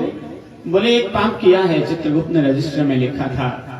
10वें दिन के युद्ध में जब भीष्म जी को बाणों की सैया पर सुला दिया अर्जुन ने, तो आचार्य द्रोण महारथी बने थे, आचार्य द्रोण सेनापति बने थे। भीष्म जी मारे गए तो द्रोण जी खड़े हो गए। एक दिन भगवान ने पांडवों से कहा यदि आचार्य द्रोण खड़े रहेंगे तो हम युद्ध विजय नहीं कर सकते, किसी तरह द्रोण को गिराओ। कहा महाराज सिवाय अर्जुन के और किसी के बस की बात नहीं है, और वो आखिर अर्जुन के गुरु में कुछ विद्या तो उनके पास ऐसी है ही है। भगवान बोले नहीं, उनकी मृत्यु का कारण उन्हीं से जाकर के पूछो। पांचों पांडव चले गए, जाकर के प्रणाम किया। युधिष्ठिर ने कहा गुरुजी प्रथम दिवस जब युद्ध प्रारंभ हुआ था मैं आपको प्रणाम करने आया था, आपने विजय श्री का वरदान दिया था, वो अब लौटाने का समय आ गया। आचार्य द्रोण ने कहा जब तक द्रोण के हाथ में धनुष बाण है इंद्र भी द्रोण को परास्त नहीं कर सकता।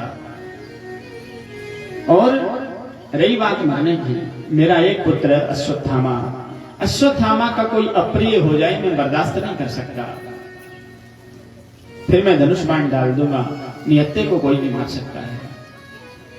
इतने बड़े महापुरुष हैं, अपनी मृत्यु का कारण खुद ही बताया। महाराज अगले दिन के युद्ध में द्रौपदी के भाई धृष्टद्युम्न ने 2 अलग अलग चक्रव्यूहों का निर्माण किया। द्रोणाचार्य अर्जुन के साथ युद्ध लड़ रहे थे, अश्वत्थामा भीम के साथ युद्ध लड़ रहा था। कौरवों की सेना में अश्वत्थामा नाम का हाथी था। भीम ने गदा घुमाई, हाथी पर प्रहार किया और हाथी का प्राण हो गया। रथ पर सवार होकर के आवाज लगाते हुए दौड़ते हुए जहां द्रोण अर्जुन के साथ युद्ध लड़ रहे थे वहीं आ गया। गुरुदेव मैंने अश्वत्थामा को मार गिराया। आवाज लगाई तो द्रोणाचार्य ने मन में विचार किया, भीम तुम कभी कभार झूठ भी बोलते हो। युधिष्ठिर यदि कह दे तो मैं बात मानूंगा। भगवान युधिष्ठिर के पास जाकर के बोले, जल्दी बोलो, अश्वत्थामा मारा गया। जिस व्यक्ति ने जीवन में एक बार झूठ नहीं बोला, उस व्यक्ति को झूठ बोलना पड़े तो डरता डरता बोलता है। युधिष्ठिर जी ने थोड़ी आनाकानी करी। भगवान ने कहा, जल्दी बोलो, खड़े रहे तो युद्ध हार जाएंगे। लोग कहेंगे कृष्ण ने अन्याय का साथ दिया था, परिणाम बदल जाएगा, अभी अवसर है। युधिष्ठिर जी डरते डरते बोल गए, अश्वत्थामा हता। आगे ये कहना चाहते थे, नरो वा कुंजरो वा। गुरुजी हाथी मराए कि व्यक्ति आप विचार कर लेना, अश्वत्थामा तुम्हारा गया। आगे वाला शब्द भगवान ने सुनने नहीं दिया। इतना बोला, अश्वत्थामा हता। भगवान ने जोर से शंख बजाया। द्रोणाचार्य ने धनुष बाण डाल दिया। तलवार लेकर के द्रौपदी का भाई धृष्टद्युम्न आया। द्रोणाचार्य की गर्दन को धड़ से अलग कर दिया। महाभारत के युद्ध का भीष्म जी के बाद दूसरा सबसे बड़ा सूर्य अस्त हो गया। महाराज युधिष्ठिर जी ने कहा, मैंने कब कहा था? ये तो भगवान ने कहा था। भगवान वही प्रकट होकर के बोले, मैंने कब कहा था झूठ बोलो? मैंने तो ये कहा था अश्वत्थामा हता। आप बोल देते अश्वत्थामा हाथी मारा गया था, यहाँ तक झूठ नहीं था। झूठ तो वो था जो आपने अपनी ओर से जोड़ा था। युधिष्ठिर जी प्रणाम करके बोले, महाराज आपसे कौन जीत सकता है? साक्षात धर्म का अवतार जो व्यक्ति था और भगवान के इशारे पर एक झूठ निकल गई मुंह से, जिसका परिणाम हुआ सीधा नरक में जाना पड़ा। कभी कल्पना करके देखो अपना क्या होगा। झूठे लेना, झूठे देना, झूठे भोजन, झूठ चलना। हाँ, हंसने की बात नहीं है, विचार करने की बात है। तो सत्यम हितम मितम ब्रूयात्, व्यक्ति को कम बोलना चाहिए। और मैं इसलिए नहीं कहता आपको ही कम बोलना चाहिए, पर उपदेश कुशल बोलते हैं। दूसरे को उपदेश देना आसान है, खुद पालन करना कठिन काम है।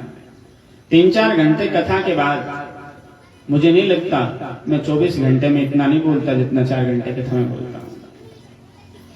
क्योंकि फालतू बोलने से आदमी की फालतू एनर्जी तो वेस्ट होती। तो इधर परीक्षित जी धीरे धीरे बड़े हो रहे थे। अब अवस्था 50 वर्ष की हो गई। 51 से वन शुरू हो जाता है। और उस जमाने में 51 वर्ष की अवस्था में लोग घर छोड़ देते थे, वन में जाकर भजन करते थे। परीक्षित जी ने सोचा 1 साल बाद वन जाना ही है, क्यों नहीं अभी से थोड़ा थोड़ा अभ्यास किया जाए। एक दिन घोड़ा लेकर के जंगल में गए थे। सुदूर चले गए, घने जंगल में जाकर के आज परीक्षित जी ने एक बहुत करुण दृश्य देखा। कहते महाराज वहां एक 3 पैर कटा हुआ बैल धरती पर पड़ा था और सामने एक दुबली पतली गौ माता खड़ी रो रही थी। और वो बैल उस गौ माता से कह रहा है, मां तू क्यों रो रही है? क्या तू इसलिए रो रही है कि मेरे 3 पैर किसने काट दिए? वंचितो हम महाराज हरिणा बंधु रूपिणा। क्या कोई तेरा नजदीकी बंधु बांधव तुझे छोड़कर कोई विदेश चला गया? या फिर तू मेरे लिए रो रही है कि मेरे पैर किसने काट दिए? मां, कर्म का सिद्धांत ये कहता है, जिसने जैसा कर्म किया वैसा ही फल होए। बोया पेड़ बबूल का तो हम कहां से होए। मैंने ऐसे कर्म किए तो मेरे पैर कट गए, मुझे इस बात का दुख नहीं है।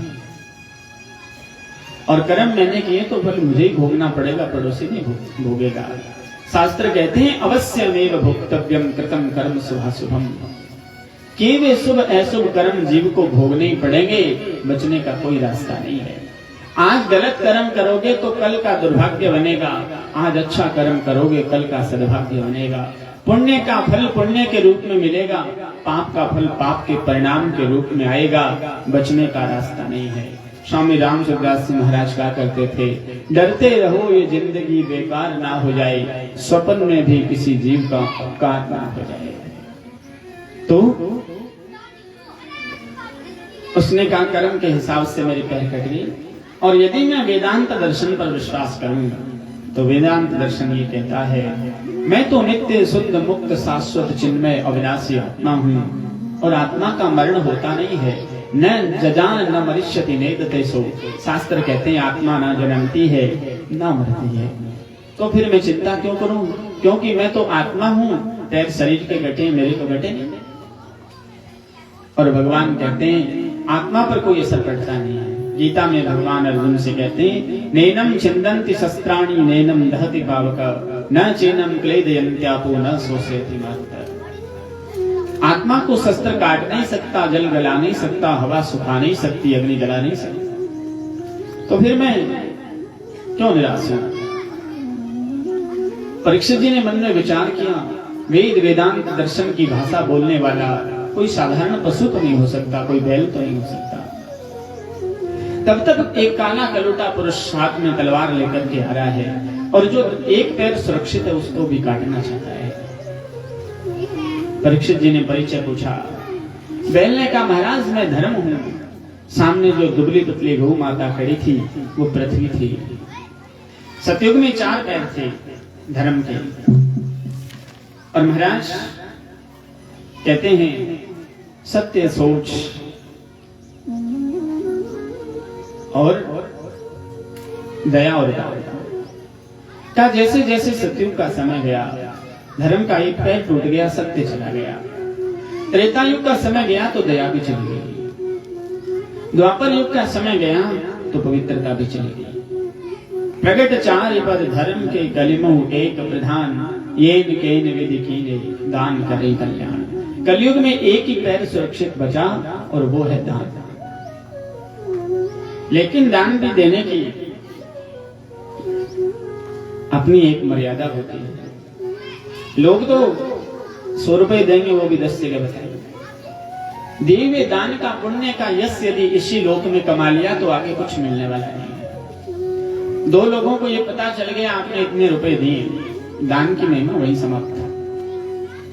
प्रेम जी के पास कोई भिक्षुक आया था मांगने के लिए, झोली में हाथ डाला और भिक्षुक की झोली में डाल दिया। पास में कोई कवि खड़ा था, उसने कहा, ऐसी देनी देन जो कित सीखे हो शैन, जो जो कर ऊंचों की हो त्यों त्यों नीचे ने। ऐसा देना कहां से सीख कर आए, आपने देखा ही नहीं हाथ में क्या आया और क्या दे दिया। रहीम जी ने कहा, देनहार कोई और है, भेजत है दिन रैन, लोग भरम मुझ पे करें याते नीचे ने। देने वाला तो कोई और है जो दिन रात भेज रहा है। लोगों को भ्रम मेरे ऊपर हो रहा है कि मैं दे रहा हूं, इसी श्रम के मारे मेरी आंखें झुक रही है। दान उसे कहते हैं दाहिने हाथ से दिया जाए तो बाएं हाथ को पता न चले। दान की ऐसी महिमा है। ऐसा दान ही कलयुग में कल्याण करता है। महाराज एक पैर जो सुरक्षित दान बचा है उसे भी वो कलयुग काटना चाहता है। परीक्षित जी ने धनुष बाण संभाली, खबरदार जो आगे बढ़ा, तुमने क्या सोच लिया पार्थ चला गया तो पार्थ का जमाना भी चला गया। मैं अर्जुन का पौत्र परीक्षित अभी जिंदा हूं, तुझे मैं जिंदा नहीं छोड़ूंगा। कलयुग शरण में आ गया। युधिष्ठिर जी ने 2-3 बातें बताई थी। परीक्षित जी ने कहा, मैं राजपाट कैसे संभालूंगा। युधिष्ठिर जी ने कहा था, अपने से बड़ों की आज्ञा का उल्लंघन नहीं करना। शरण में यदि शत्रु भी आ जाए तो उसे माफ कर देना। आज वही सूत्र काम आ गया। कलयुग शरण में आया, परीक्षित जी ने अभयदान दे दिया, मैं तुझे मारूंगा नहीं पर अपना परिचय दो। बोला, महाराज मैं कलयुग हूं। परीक्षित जी बोले, कलयुग और मेरे राज्य नहीं है। हाँ महाराज, मेरा समय आ गया है, अब मैं जाऊं कहां? गुण क्या है? बहुत सारे अवगुण है कलयुग में, लेकिन सबसे बड़ा सद्गुण है कलयुग का। तुलसीदास जी महाराज कहते हैं, कलयुग केवल नाम आधारा, सुमिर सुमिर नर उतरे पाया। नाम की बहुत बड़ी महिमा है कलयुग में। इसलिए तुलसीदास ने कहा, कलयुग श्रम नहीं आन युग, जो नर कर विश्वास, गाय राम गुण गण विमल, भवतर बिनहि प्रयास। कलयुग का सबसे बड़ा संकट है। भगवान का नाम गा करके बड़ी आसानी से, सरलता से भवसिंधु से पार हो सकता है। राजा ने कहा, मैं तुम्हें रहने के लिए 4 स्थान देता हूँ। द्यूतम पानम स्त्रिय शूना यत्रा धर्म चतुर्विध। पहला स्थान देता हूँ, जो लोग जुआ खेलते हैं, सट्टा लगाते हैं, आजकल की सभ्य भाषा में बच्चे जिसको एनसीडेक्स कहते हैं, ड्रीम 11 कहते हैं, म्यूचुअल फंड्स कहते हैं, निवेश बाजार कहते हैं, शेयर मार्केट कहते हैं, नाम अलग अलग है, सारा सट्टा ये जुआ ही है।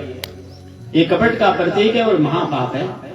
अनर्गल रूप से अचानक किसी धन की इच्छा करना शास्त्र महापाप मानता है, क्योंकि कोई न कोई व्यक्ति उसमें हारेगा, आप जीतोगे, उसकी कमाई का गाढ़ा धन आपके पास आएगा और एक दिन वो विनाश कर देगा। कपट के बिना जुआ नहीं जीता जा सकता। कपट के रूप में जुए में कलयुग वास करता है। द्यूतम पानम, शराब पीना, किसी भी प्रकार का जीवन में नशा करना। परीक्षित जी कलयुग को दूसरा स्थान दे रहे हैं। महाराज, मनुष्य को पशु बनाता है नशा, पशु बनाती है शराब, और पीने के बाद तो श्रीमान जी एरोप्लेन बन करके चलते हैं, उल्टे मुंह नाले में गिरते हैं, कुत्ते से बात करते हैं, जैसे इनका रिश्तेदारी। मद के रूप में कलयुग वास करता है। बहुत बड़ा महापाप है शराब पीना। शराब पीने वाले व्यक्ति की सूर्य चंद्रमा की स्थिति रहने तक मुक्ति नहीं होती, ऐसा शास्त्रों में लिखा है। इस्लाम भारत के माथे पर कलंक है, पर इस्लाम में एक बात लिखी है, शरीर के जिस अंग पर शराब की बूंद गिर जाए, शरीर के उस अंग को काट देना चाहिए। शराब इतनी बुरी चीज है। सबसे बड़ा महापाप शास्त्रों में शराब पीने को माना है। आजकल तो नई नई बीमारियां आ रही हैं, कभी चिट्टा आ रहा है, कभी ड्रग्स आ रही है, हीरोइन आ रही है, अफीम, अमल। आप तो हरियाणा में पंजाब की बॉर्डर पर रहते हो, ज्यादा पता नहीं। तो मद के रूप में कलयुग वास करता है। द्यूतम पानम स्त्रिय शूना, वेश्यावृत्ति स्त्री धारण करे, वेश्याचार पुरुष करे, सबसे बड़ा जघन्य अपराध माना है शास्त्रों में। किसी भी निरपराध प्राणी की हिंसा महापाप है। अपनी जीव की स्वाद के लिए किसी जीव की हत्या कर देना, किसी जीव को मार देना, किसी देवता को बलि के नाम पर किसी जीव की हत्या कर देना, शास्त्र महापाप मानते हैं। और हिंसा के रूप में कलयुग वास करता है। 4 स्थान दे दिए। कलयुग ने कहा, महाराज चारों स्थान आपने अच्छे नहीं दिए, कोई एक स्थान ठीक दे दो, मेरे घर में भी कोई गेस्ट आ जाए तो मैं उसको कहां रोकूंगा। इतनी देर तक कलयुग से बात करी परीक्षित ने, कलयुग का संग किया, जिसका परिणाम ये हुआ, संसर्गजा दोष गुणा भवन्ति। संगति से जीवन में दोष आते हैं, संगति से गुण आते हैं।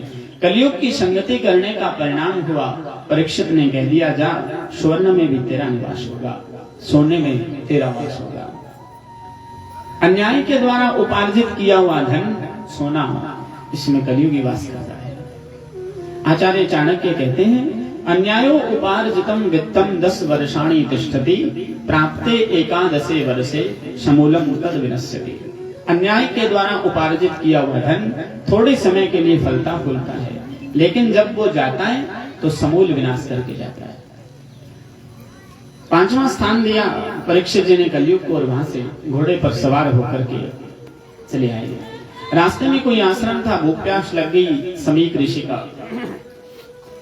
ऋषि समाधि में बैठे थे, मरा हुआ कोई सर्प पास में पड़ा था। ऋषि की वृत्तियां अंतर्मुखी हो चली थी, वो शरीर में थी नहीं, उन्हें पता ही नहीं था कौन आया कौन गया। परीक्षित ने मन में विचार किया, लगता है कोई ढोंगी महात्मा है, कोई जलपान कराना ना पड़ जाए, इसलिए ये समाधि का ढोंग कर रहा है। और अब कलयुग का समय, किसी असली गुरु को नकली समझ लो तो बहुत बड़ा नुकसान है, और नकली को असली समझ लिया तो उससे भी ज्यादा बड़ा नुकसान है। मरा हुआ सर्प पड़ा था, गले में डाल दिया, परीक्षित चला गया। महाराज संगी ऋषि नाम था पुत्र का। संगी ऋषि ने श्राप दिया, क्या हुआ जो भारत का चक्रवर्ती सम्राट है, तेरे कुल वंश की इतनी परंपरा मर्यादा नहीं रही कि भजन करते हुए तपस्या में समाधि में लीन व्यक्ति के साथ छेड़छाड़ नहीं करनी चाहिए। मेरे पिता के गले में मरा हुआ सर्प डाला है, आज के 7वें दिन तक्षक सर्प के डस जाने से तेरी मृत्यु हो जाएगी। वाक वज्रम विसर्जः, वाणी रूपी पत्र चला दिया। जीवन में व्यक्ति को दुआ सबकी लेनी चाहिए, बद्दुआ किसी की नहीं लेनी चाहिए। दुआ दवा से ज्यादा असर करती है। महाराज परीक्षित लौट करके आए, वो सिर से मुकुट उतारा, वो जरासंध का मुख था। जरासंध तो अन्यायी राजा था, भीम ने हरा दिया था जरासंध को। आज जरासंध वाला मुकुट पहन करके गए थे परीक्षित जी, अन्याय के द्वारा उपार्जित था, उसमें कलयुग था। जैसे ही लाकर के मुकुट उतारा, परीक्षित जी के बाद ध्यान में आई बहुत बड़ी गलती करी है। सुबह होते ही मैं ऋषि के पास जाऊंगा, क्षमा प्रार्थना करूंगा, जो दंड वो निर्धारित करेंगे उसको भोगूंगा। ऋषि ने सुबह 2 ब्रह्मचारी भेज दिए, समाधि खुली समीक ऋषि की। उन्होंने कह दिया, श्रृंगी ऋषि ने कहा 7 दिन में मरने का श्राप दिया है। ऋषि ने कहा बहुत गलत किया। अरे परीक्षित जैसे राजा के कारण तो हम जंगल में निर्भीक निर्द्वंद विचरण करते हैं, उनके कारण हम तपस्या करते हैं, हमारी सुरक्षा करते हैं। भारत के चक्रवर्ती सम्राट थे, हमारा फर्ज बनता था उनका स्वागत करना, सम्मान करना। 2 शिष्यों को भेजा, जाकर के परीक्षित जी से कहा, महाराज 7 दिन में मरने का श्राप लगा है, चाहो तो अपनी मुक्ति का इंतजाम कर सकते हो। परीक्षित जी ने अपने पुत्र जन्मेजय को तुरंत राजा बना दिया। मन में कोई द्वंद्व नहीं आया। परीक्षित जी ने कहा, मैंने काम तो तुरंत मरने वाला किया था, ऋषि कुमार ने 7 दिन का समय देकर के मेरे पर बहुत बड़ा उपकार कर दिया। मैं तो संत का अपराध करने वाले शरीर को एक क्षण भी जीवित नहीं रखना चाहता था। रानी से कहा, दुनिया का कोई व्यक्ति ये नहीं कह सकता कि मैं अगले क्षण जीवित रहूंगा। परीक्षित दावे के साथ ये कह सकता है कि परीक्षित 7 दिन नहीं मरेगा। तुरंत बेटे को राजा बनाकर गंगा किनारे आ गए और महाराज गंगा जी में स्नान करके आंखें बंद करके भगवान का ध्यान किया। 1 मिनट बाद आंखें खोल करके देखी तो बड़े बड़े संत मुनि महात्मा परीक्षित जी के सन्मुख बैठे थे। कहते हैं उस सभा में अत्रि, वशिष्ठ, च्यवन, शरद्वान, अर्शनेमी, भृगु, अंगिरा, पाराशर, विश्वामित्र, परशुराम, मेधातिथि, देवल, भरद्वाज, गौतम, पिपलाद और कश्यप, अगस्त्य, व्यास और देवर्षि नारद उस सभा में बैठे थे। सबने कहा, सुना था आपको श्राप लगाए। परीक्षित जी ने कहा, नहीं, वरदान मिला है। इतने महापुरुषों के दर्शन तो मैं चाहकर भी एक साथ नहीं कर सकता था। ऋषि कुमार ने मुझे वरदान दिया है। कितनी बड़ी हस्तियां आज मेरे सन्मुख बैठी हैं, सबका सन्मुख दर्शन कर रहा है। सब परीक्षित जी की मुक्ति का उपाय बता रहे हैं। कोई कह रहा है महामृत्युंजय, कोई कह रहा है लक्ष्य चंडी कराओ, कोई कह रहा है महामृत्युंजय अनुष्ठान कराओ। गंगा के उस पार एक निर्द्वंद, इंद्रियों के रस से कोसों दूर एक ऐसा महापुरुष जिसके शरीर पर 3 अंगुल की कोपीन भी है नहीं, निर्गुण ब्रह्म की समाधि में लीन है। मन में विचार आ रहा है, मैं परीक्षित की सभा में चलूं। महाराज निर्गुण ब्रह्म की समाधि में लीन और स्वभाव ऐसा है कि 5-10 दिन में जब समाधि खुलती है तो नगरी में जाते हैं, जाकर के हाथ फैलाते हैं किसी घर के सामने, और एक गाय दुहने में जितना समय लगता है 6 मिनट। एक घर के सन्मुख रुकते हैं, किसी ने भिक्षा दे दी तो लेकर के वापस आ गए, नहीं दी तो अगले घर चले गए। 3 से चौथे घर में जाना नहीं है, हाथ में जितना आ गया उतना लेकर के वापस आ जाते थे। ऐसी अवस्था थी। बार बार मन में विचार आया, परीक्षित की सभा में चलना। 2-3 बार तो वापस बैठ गए। ज्यादा बार विचार आया, उठ करके खड़े हुए।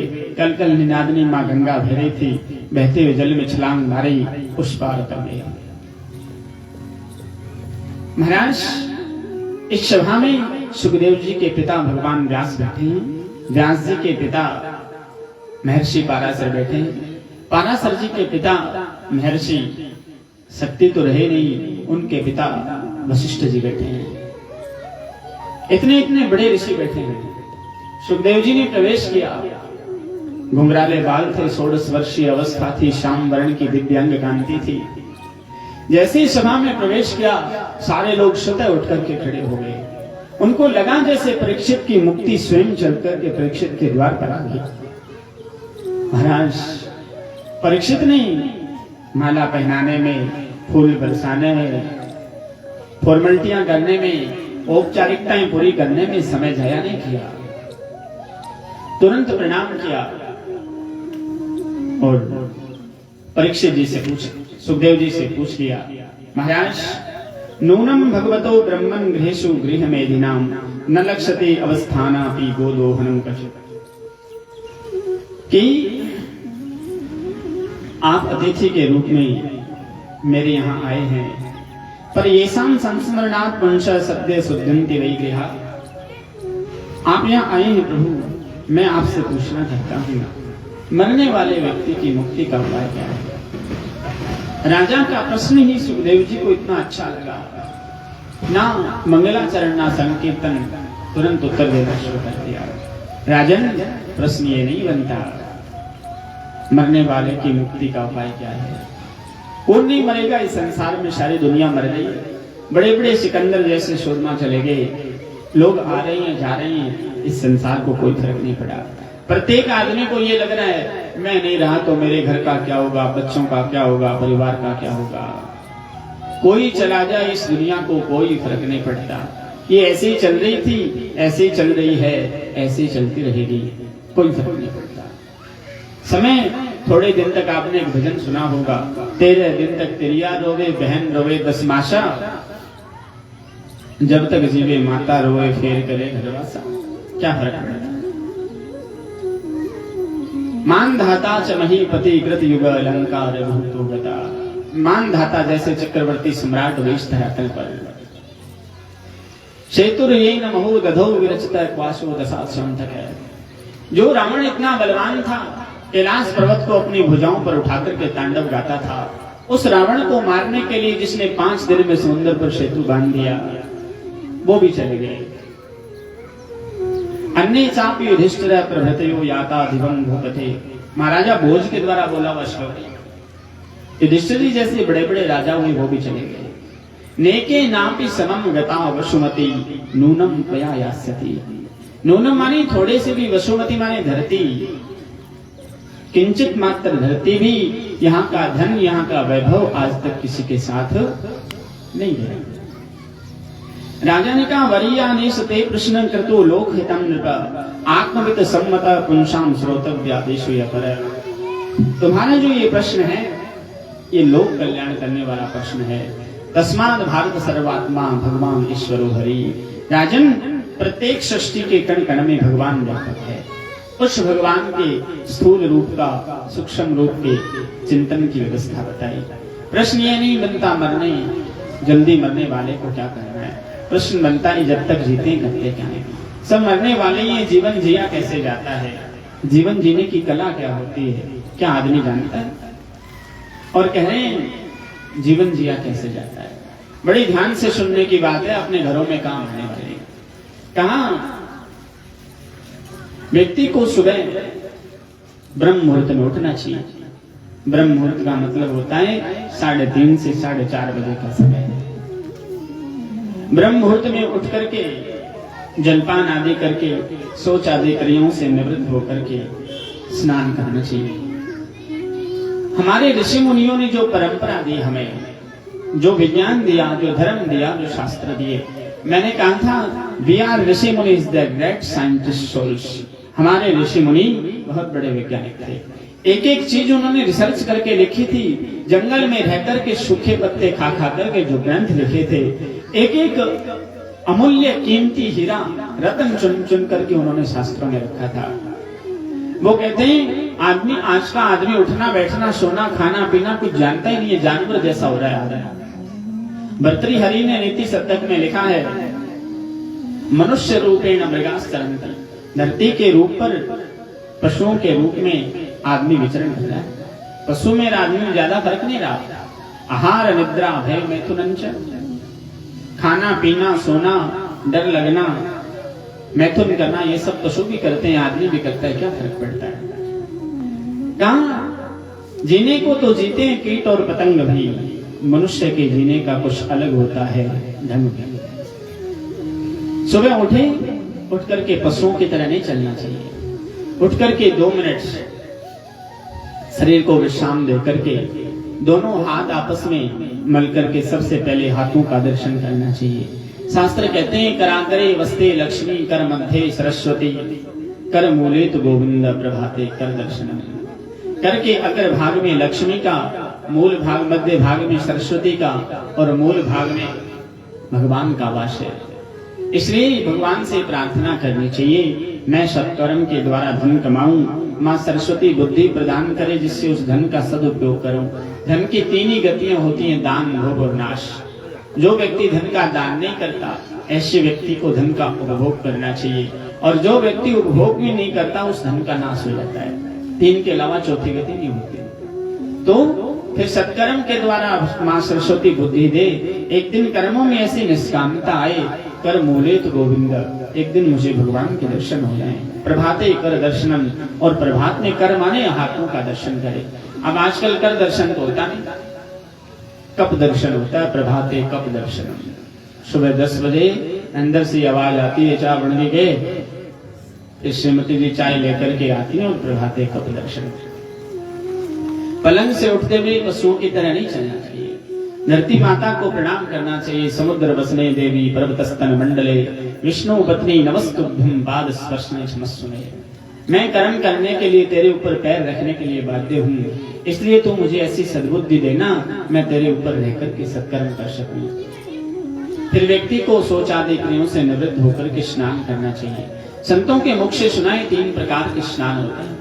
एक होता है ऋषि स्नान, एक होता है देव स्नान, और एक होता है राक्षस स्नान। ऋषि स्नान होता है ब्रह्म मुहूर्त में जो व्यक्ति स्नान करता है उसे ऋषि स्नान कहते हैं। सूर्योदय से पहले पहले जो व्यक्ति स्नान कर लेता है उसे देव स्नान कहते हैं। और सूर्य उदय हो जाए, धरती पर जब सूर्य की किरणें टिक जाएं, उसके बाद जो व्यक्ति स्नान करता है उसे राक्षस स्नान कहते हैं। अब तीनों में से आप कौन सा करते हो वो आपको बताएं। मुझे 3 नंबर वाले ज्यादा लग रहे हैं। हाँ, सच्चाई तो यही है, राक्षस स्नान। तो महाराज स्नान ध्यान करके फिर व्यक्ति को एकांत स्थान में बैठना चाहिए। एकांत में बैठ करके भगवत चिंतन करते हुए जितासनो जित श्वासो जित संगो जितेंद्रिय, व्यक्ति को आसन विजयी होना चाहिए। एक स्थान पर बैठ करके कम से कम 3-4 घंटे लाठी लगा करके एक स्थान पर बैठ सके। जो व्यक्ति आसन विजयी नहीं होता ऐसा व्यक्ति बीमार होता है।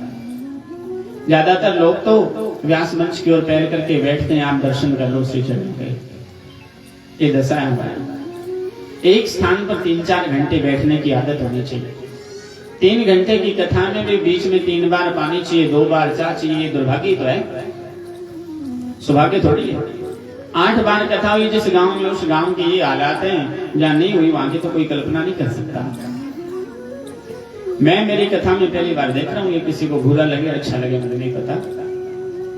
जित आसनो जित श्वासो, व्यक्ति को श्वास विजयी होना चाहिए। प्राणायाम के द्वारा श्वास पर विजय प्राप्त करनी चाहिए। जित संगो जितेंद्रिय, संग विजयी होना चाहिए, और जितेंद्रिय तो होना ही चाहिए। जो व्यक्ति जितेंद्रिय नहीं होता ऐसे लोगों की दुर्गति होती है। स्थूले भगवतो रूपे मन संदार्य ध्या, फिर एकांत स्थान में बड़े शांत मन से बैठ करके भगवान के स्थूल रूप का चिंतन करना चाहिए। स्थूल रूप का मतलब है भगवान के चरणों का ध्यान इस भाव से करना चाहिए। भगवान के नीचे का तलवा लाल है चरण का, ऊपर का श्याम वर्ण का है, नख में नख की जो कांति है वो सफेद रंग की है। गंगा यमुना सरस्वती की धारा भी ठीक ऐसी है। भगवान के चरणों का ध्यान इस भाव से करे कि भगवान के चरणों में तीर्थराग प्रयाग उमड़ रहा है। और ऐसा ध्यान करने से, बार बार गोविंद स्मरण के साथ भगवान के चरणों का ध्यान करने से घर बैठे हुए हमें तीर्थराज प्रयाग के महाकुंभ में स्नान करने का पुण्य मिल जाता है। ऐसा धर्म केवल सनातन है। भगवान के उदर का, पेट का भाव ध्यान इस भाव से करना चाहिए। परमात्मा के उदर में सारी सृष्टि विराजमान है।